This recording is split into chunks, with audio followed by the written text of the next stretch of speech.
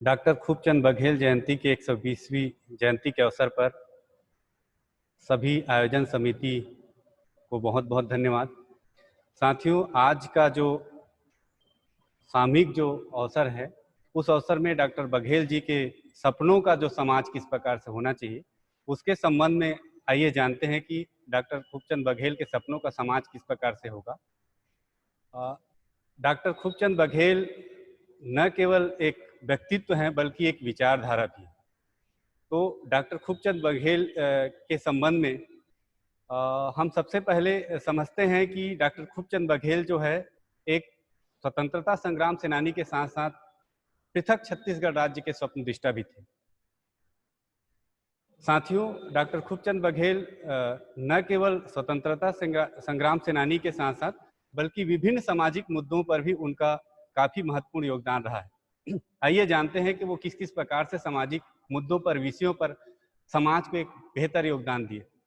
जब भी हम समाज के किसी महापुरुषों के बारे में बात करते हैं तो सबसे पहले हमारा जो ध्यान किसी बड़े महापुरुष के ऊपर ध्यान जाता है और सबसे वैज्ञानिक चिंतन के समाज सुधारक तथागत बुद्ध को हम मानते हैं। उसके पश्चात हमारे जो समाज के समतामूलक समाज के जो जन्मदाता एक प्रकार से मान सकते हैं, वो साहू जी महाराज हैं, जो सबसे पहले समाज को एक समतामूलक समाज के 1902 में रिजर्वेशन की व्यवस्था और प्रतिनिधित्व की व्यवस्था दिए। और छत्तीसगढ़ की बात करें तो छत्तीसगढ़ में डॉक्टर खूबचंद बघेल का योगदान जो है काफ़ी महत्वपूर्ण है। डॉक्टर खूबचंद बघेल हमारे समाज के साथ साथ पूरे मानव समाज के लिए, मानव को समतामूलक समाज देने के लिए काफ़ी महत्वपूर्ण योगदान रहा है। तो साथियों, कोई भी महापुरुष होते हैं उसके उस समय के हिसाब से उसके लिए चुनौतियां ज़्यादा होती है। अभी वर्तमान समय में हम लोग तकनीकी का भी उपयोग कर पा रहे हैं और विभिन्न प्रकार के माध्यमों का उपयोग कर पा रहे हैं। तो हम लोगों का परवाह किए बिना यदि हम सही समय में सही निर्णय लेंगे तो हमारा सभी लोगों का काम जो है सार्थक होगा। तो आइए जानते हैं कि डॉक्टर खूबचंद बघेल जब समाज में जब काम कर रहे थे तो उस समय समाज की स्थिति क्या थी।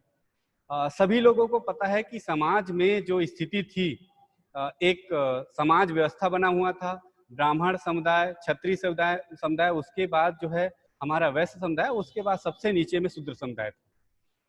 जब डॉक्टर खूबचंद बघेल जब आज़ादी की लड़ाई के समय से जो महात्मा गांधी के साथ में टीम के साथ में मिलकर के काम किए, तब एक एक विचार परिवर्तन आया, समाज में परिवर्तन आया और जो कमजोर समाज थे और जो पिछड़े समाज थे उनके लिए एक अवसर दिया गया।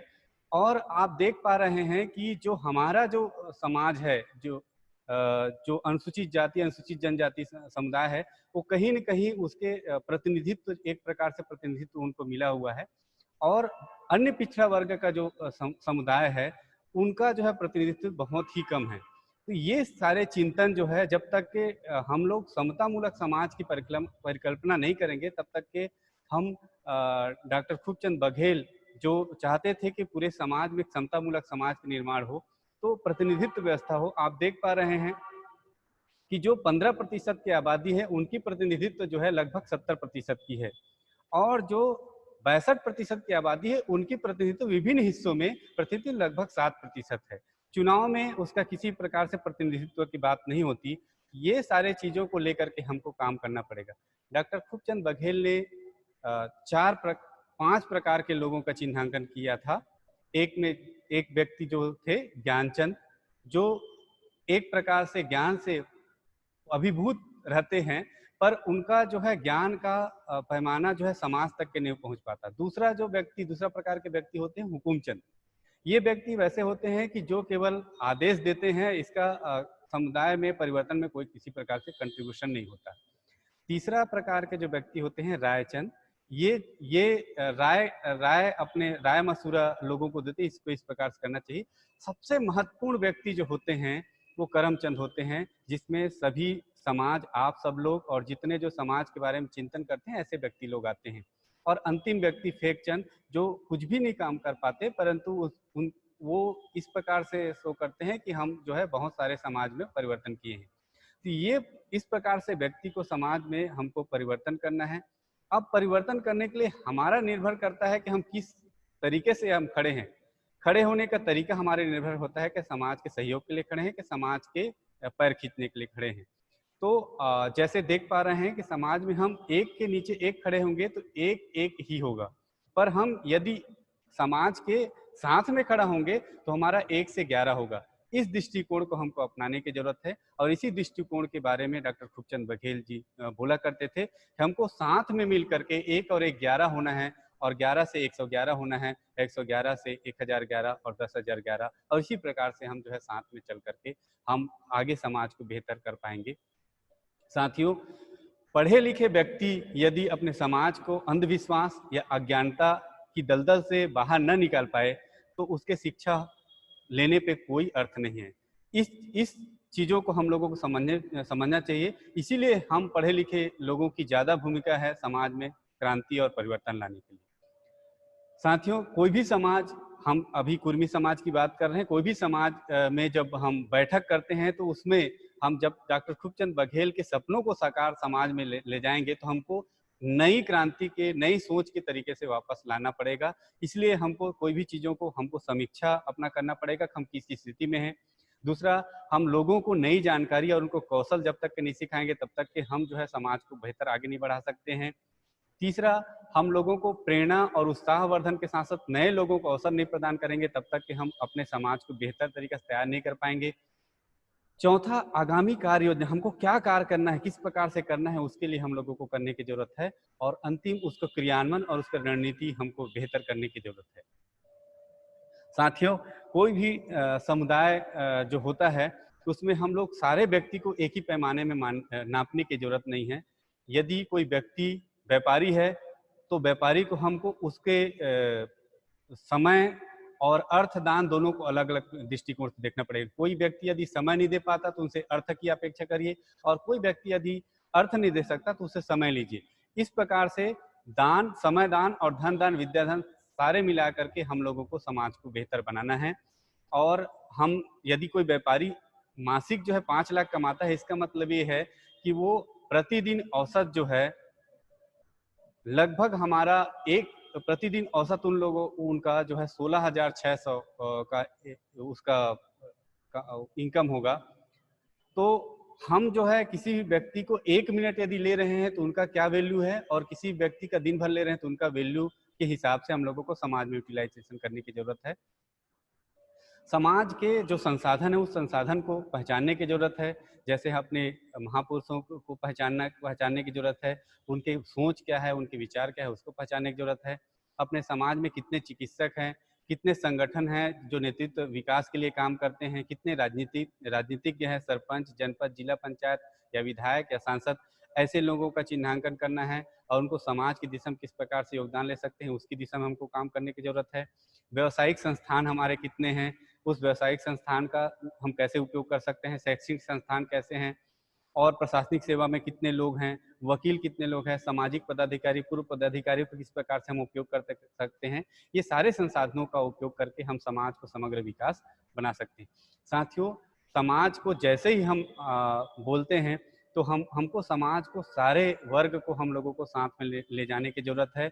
युवा वर्ग, महिला वर्ग और उसके साथ साथ नवीन बातें जो समाज में, जैसे हमारा समाज जो है कृषि प्रधान से जुड़ा हुआ है तो हमको कृषि विभाग से संबंधित जितने भी स्कीम है, समाज के जो मुखिया हैं, पदाधिकारी हैं, उनको ये पता होना चाहिए कि किस व्यक्ति को कितना लाभ मिला है। जैसे महिलाओं से संबंधित उद्योग हैं, कुटीर उद्योग हैं, उसको महिला सशक्तिकरण से उद्योग से जोड़ना, ये आधुनिक जो तरीका है उद्योग से जोड़ना, इस प्रकार से हम लोगों को नवीन तकनीकी का उपयोग करके अपने समाज को आगे ले जाने की जरूरत है। तभी हम अपने समाज को डॉक्टर खूबचंद बघेल के सपनों के समाज और उसके स्वप्न दृष्टा जो स्वप्न देखे थे समाज में उन्नति के लिए, उस दिशा में हम ले पाएंगे। इसी तरीके से हम लोगों को कुछ बेहतरीन जो काम करने वाले लोग हैं, जो समाज में कुरीति हैं, उस कुरीति को के लिए भी डॉक्टर खूबचंद बघेल जी काम किए थे। उस कुरीति के लिए भी हम लोगों को काम करनी चाहिए और उसको करने की जरूरत है। हम लोगों को जो विशेष करके रूढ़िवादी जो परंपरा है, पुरोहित हम लोगों को तैयार करके और नए जो चीज हैं, जो रूढ़िवादी परंपरा संस्कृत वैज्ञानिक और विज्ञान तथ्य बातें हैं, बुद्ध तथ्य बातें हैं, उसको लोगों के सामने ले जाने की जरूरत है। पहले हमारे कृषि से संबंधित, हम लोग कृषि प्रधान संबंधित लोग हैं और बड़े चिंतन का विषय है कि हमारा जब पहले एकड़ और हेक्टेयर में कृषि होते थे, वो आज जो है सिमट करके वर्ग फीट और डिसमिल होने लग गए हैं। और जो वर्ग जिनके जिनके पास पहले डिसमिल और वर्ग फीट में होते थे, वो जस्ट जो है उनका जो है एकड़ या जो हेक्टेयर में होने लग गया है। ये चीज़ों को समाज में चिंतन करके हुए हम अपने जो युवा वर्ग है उनको हम लोगों को बताने की जरूरत है। और नवीन जो है कृषि तकनीकी का उपयोग करते हुए हमारे कृषि को एक व्यवसाय के रूप में जोड़ने की जरूरत है और समृद्ध समाज बनाने की जरूरत है।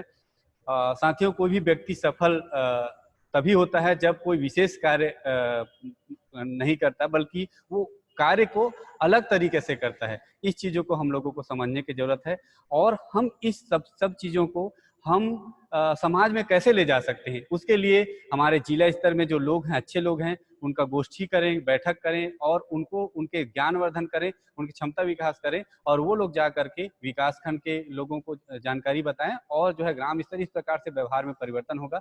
इस परिवर्तन को हम लोग अलग अलग तरीके से क्षमता विकास और हम लोगों को इसको सारे जो समाज के जो लोग हैं उसके क्षमता के अनुरूप जो है काम उनको हम लोगों को उन लोगों को बताने की जरूरत है। उनके जो आर्थिक विकास है, उस आर्थिक विकास में सरकार के आर्थिक विकास की नीतियों से जोड़ना पड़ेगा, तभी हम लोगों को ज़्यादा से ज़्यादा अपने लोगों को आगे बढ़ा पाएंगे। और अधिक से अधिक लोग जो हो रहे हैं उस लोगों को हम लोगों को एक प्रकार से करने की जरूरत है। और हमारे जो 12 महीना जो अलग अलग माह हैं, उस माह में हम लोगों को अपने कार्य का बंटवारा करके एक व्यवस्थित तरीके से जिम्मेदारी पूर्वक कार्य करने की जरूरत है। और उसके साथ साथ हम लोगों को साहित्य संवर्धन के लिए भी हम लोगों को काम करने की जरूरत है। और जैसे कि कुर्मी समाज के द्वारा कुर्मी चेतना जागृति, कुर्मी चेतना के स्वर और चेतना धरोहर के माध्यम से आप लोगों को तथ्य परक जो है बातें बताई गई है। तो इन सब चीज़ों को बात को लेकर के हम डॉक्टर खूबचंद बघेल के सपनों को साकार कर सकते हैं और एक आदर्श समाज विकसित कर सकते हैं। बहुत बहुत धन्यवाद। आज जो है आयोजन किए हैं इस कोरोना वैश्विक महामारी के समय में डिजिटल प्लेटफॉर्म के माध्यम से आप लोग तक के ये काम जो है किए हैं, उस आयोजन समिति को बहुत बहुत धन्यवाद, बहुत बहुत शुक्रिया।